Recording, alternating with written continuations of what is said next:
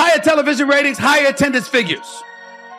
Ladies and gentlemen, that doesn't come courtesy of a league. It comes courtesy of the players that play in the league. And in her case, she was the most popular, which means she could have helped your bottom line, which means you should have seen that from day one and maximized it. But you didn't do it. Stephen A. Smith is never known for subtle criticism, but this time his remarks were especially scathing.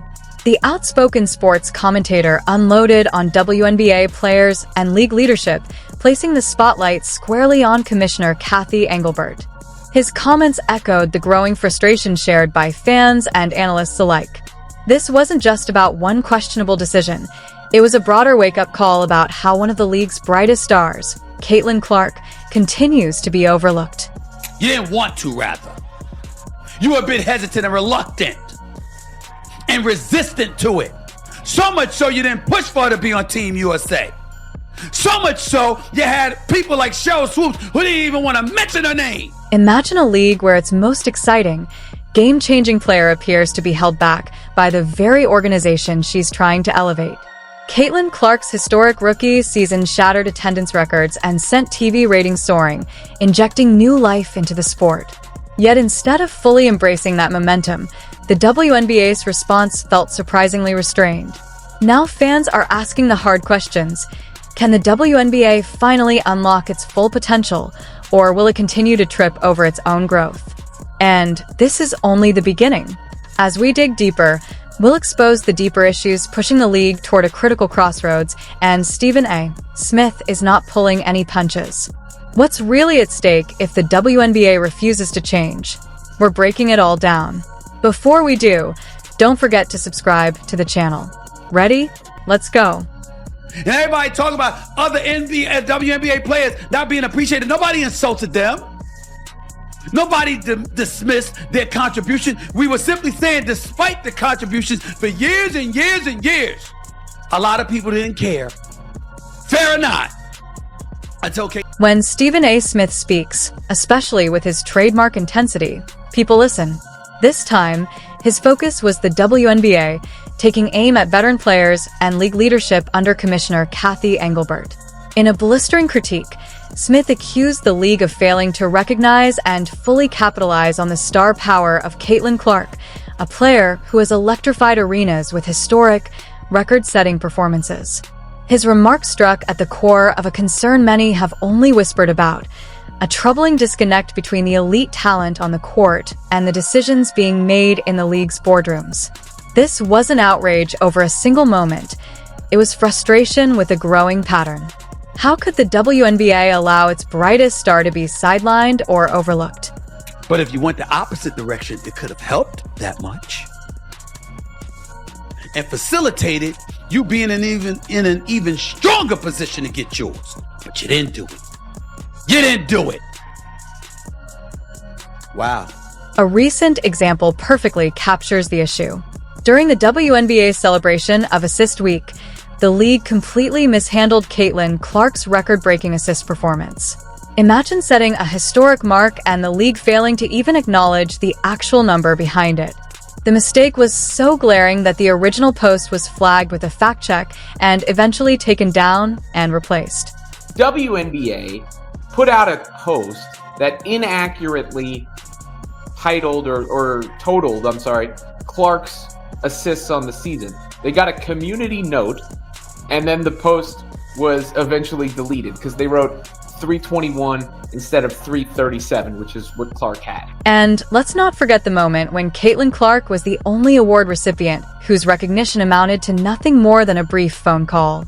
That detail alone sparked deeper criticism, raising serious questions about the WNBA's vision, its priorities, and how it chooses to elevate its biggest stars.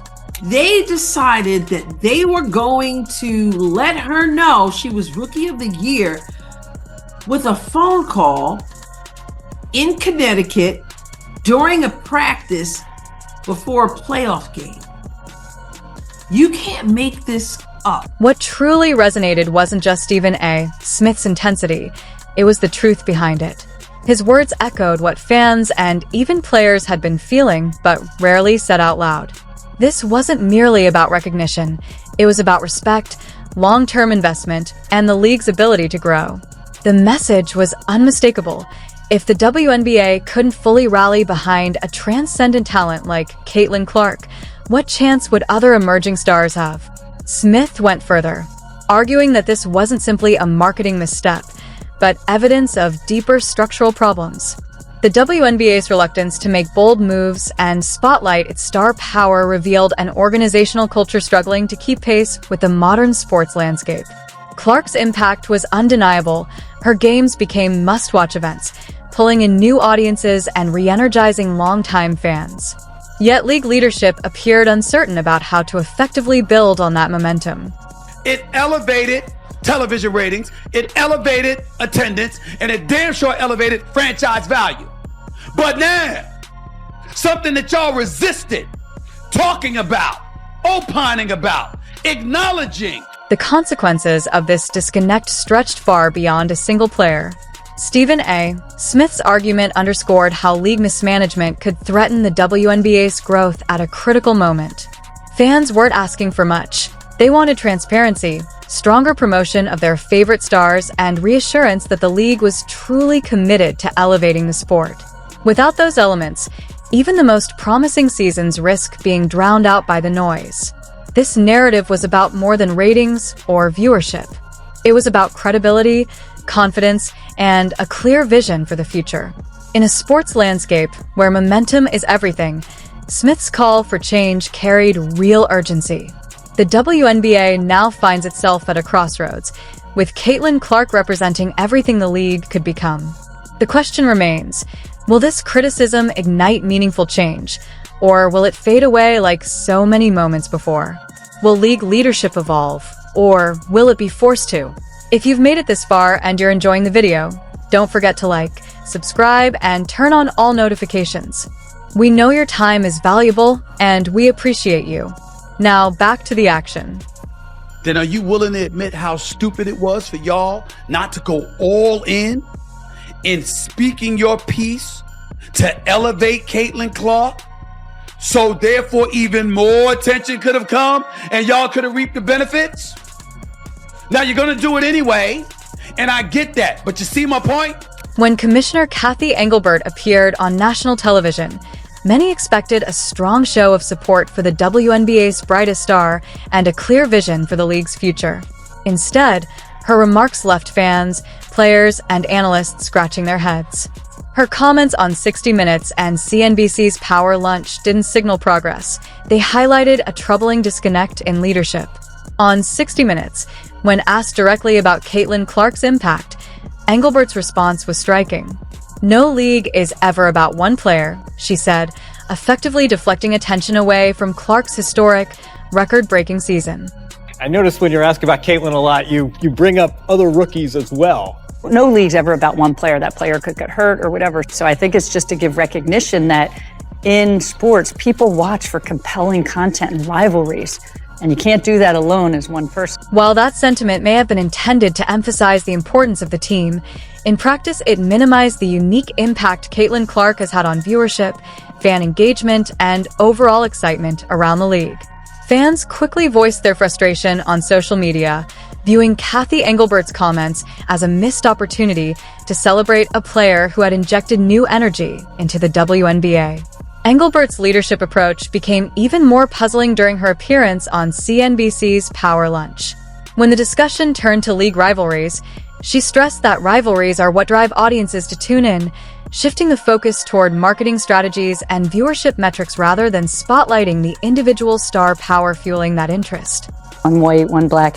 And so we have that moment with these two. But the one thing I know about sports, you need rivalry. That's what makes people watch. They want to watch games of consequence between rivals. They don't want everybody being nice to one another. Caitlin Clark's breakout season was more than stats.